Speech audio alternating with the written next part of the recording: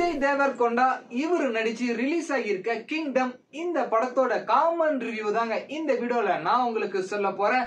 நம்ம விஜய் தேவர்கொண்டா கடைசியா எந்த படம் நடிச்சாருன்னு பாத்தீங்கன்னா 2024 தி ஃபேமிலி ஸ்டார் அப்படின்ற ஃபேமிலி ஆடியன்ஸுக்கு ஏத்த மாதிரி ஒரு படம் நடிச்சாருங்க. இது வரைக்கும் அவர் கெரியர்ல பண்ணாத ஒரு டிஃபரெண்ட் கெட்டப்ல இப்ப ரிலீஸ் ஆகியிருக்க கிங்டம் படத்துல நடிச்சிருப்பாரு.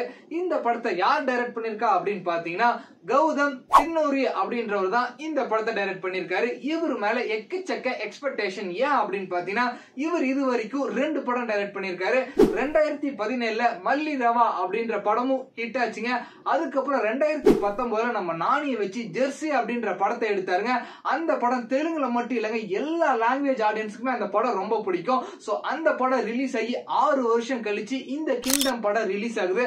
அதனால இந்த படத்துக்கு எக்கச்சக்கமான எக்ஸ்பெக்டேஷன் இருந்ததுங்க. கிங்டம் இந்த படத்தோட ஒன்லைன் ஸ்டோரி என்ன அப்படின்னு பாத்தீங்கன்னா, சின்ன வயசுல 2 அண்ணன் தம்பியை காட்டுறாங்க. அண்ணனா சத்யதேவ் அப்படின்ற ஒரு ஆக்டர் நடிச்சிருக்காரு, தம்பியை நம்ம விஜய் தேவர்கொண்டா நடிச்சிருக்காரு. ஒரு சின்ன சண்டையில அண்ணன் அவங்க அப்பாவே கொண்டுட்டு ஊரை விட்டு எஸ்கேப் ஆயிடுறாருங்க. தம்பி விஜய் தேவர்கொண்டா கிட்ட அம்மா வந்துட்டு நீ எப்படியாவது அண்ணனை கண்டுபிடிக்கணும் அப்படின்னு சொல்றாங்க. சோ நம்ம விஜய் தேவர்கொண்டாவும் சின்ன வயசுல இருந்து அண்ணனை கண்டுபிடிக்கிறாரு. அது மட்டும் இல்லாம ஒரு கான்ஸ்டேபிளா ஆகிடுறாருங்க. கான்ஸ்டேபிளா இருக்கிறப்ப அவருக்கு வந்து பாத்தீங்கன்னா சின்ன சின்ன விஷயத்துக்கு பயங்கரமா கோபம் வந்துருது. இதனாலே ஒரு சஸ்பெண்ட் ஆகிற நிலைமைக்கு போறாரு. அப்போ ஒரு இன்டெலிஜென்ட் ஆபீசர் என்ன சொல்றாருன்னா, நீ வந்து ஒரு இடத்துக்கு ஸ்பையா போகணும், அங்க போய் அங்க இருக்கிற இன்ஃபர்மேஷன் எனக்கு பாஸ் பண்ணணும் அப்படின்னு சொல்றாரு. இது மட்டும் சொன்னது இல்லாம அங்க ஒரு கேங்ஸ்டர் இருக்காரு, அவர் வேற யாரும் இல்ல, அவருதான் உங்க அண்ணன் அப்படின்னு சொன்ன உடனே சரி சின்ன வயசுல இருந்து தேடிட்டு இருந்த அண்ணன் கிடைச்சிட்டாரு, அவர் போய் பார்க்கலாம் அப்படின்னு சொல்லி போறாருங்க. அதுக்கப்புறம் என்ன நடந்தது அப்படின்றதுதான் இந்த படத்தோட ஸ்டோரி.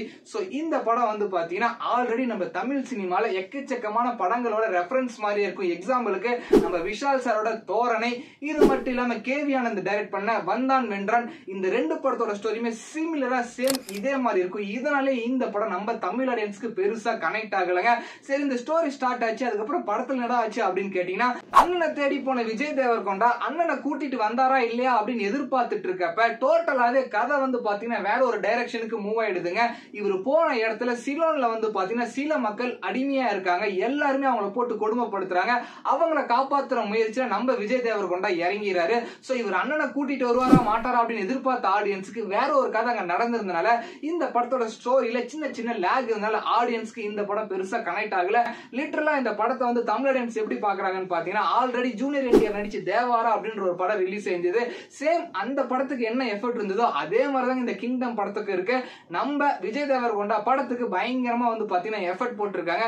இவருக்கு பேரா வந்து பாத்தீங்கன்னா பாக்கியஸ்ரீ அப்படின்றவங்க நடிச்சிருக்காங்க. ஆனா அவங்க எதுக்கு இந்த படத்துக்கு தேவையே இல்லையே அப்படின்ற மாதிரி தான் பாக்குற ஆடியன்ஸுக்கு ஃபீல் ஆகும். சோ இது மட்டும் இல்லாம இந்த படத்தோட பார்ட் 2 வர மாதிரி ஒரு லீட் ஒன்னு கொடுத்திருக்காங்க. இந்த படத்துல சினிமோட்டோகிராஃபி நல்லா இருக்கு, ஸ்டண்ட் சீக்வன்ஸ்லாம் நல்லா இருக்கு, மியூசிக் சூப்பராவே இருக்கு.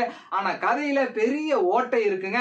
இதனாலே ஆடியன்ஸ்க்கு இந்த படம் வந்து பாத்தீங்கன்னா ஒரு ஒன் டைம் வாட்சபிள் மூவியாவே இருக்கு. சோ இந்த படத்தை நீங்க பார்த்திருந்தா நல்லா இருந்துச்சா இல்லையா அப்படின்ற உங்களோட காமன் கருத்து இந்த வீடியோ கீழே கமெண்ட் பண்ணிருங்க. இதே மாதிரி நிறைய வீடியோஸ் பார்க்கணுமா நம்ம பேஜை ஃபாலோ பண்ணிருங்க. பட்டா